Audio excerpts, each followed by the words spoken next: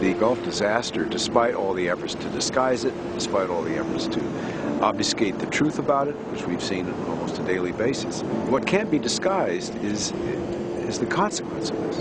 Let's not forget that 11 people were killed. They gave their lives to their jobs. All the people along the coast who depend on fishing for a livelihood, they could be wiped out. And the economic consequences are going to spread over the whole country. But maybe we need it to be that bad to wake us up and put pressure on these companies and the government, and particularly those politicians in government that are in collusion with the energy companies who send a lot of money to them for their elections. It's time to cut that out, because we're the ones that are paying for it. We pay the cost, not them.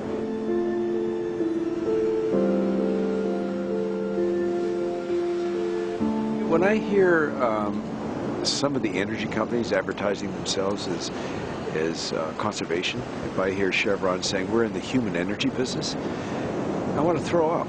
And when BP or other like companies put millions of dollars to put the wool over our eyes, it's about time to just cut all that.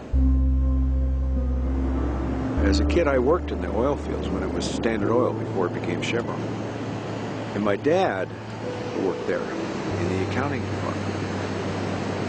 And I know what it's like when a person's job, their own livelihood,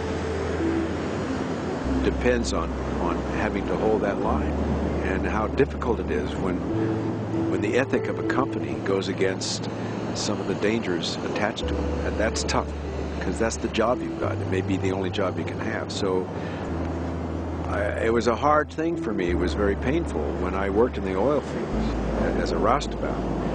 And I saw what was going on. And even at that young age of 15, 16, it bothered me. Because I could see what was happening up there is that the propaganda oil companies and the lobbyists that they hire were selling the idea that it was going to be great for the economy, great for everybody. And I saw it differently.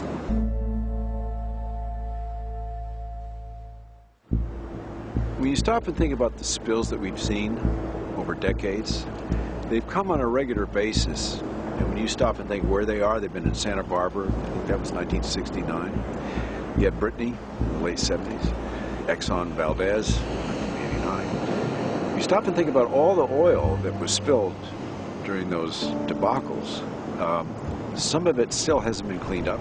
The damage that it caused wildlife, the damage that it caused local fishermen, how it affected local industries, in some cases causing some people to move, to relocate. Pretty significant. So I don't think there's any question that there's a context for this.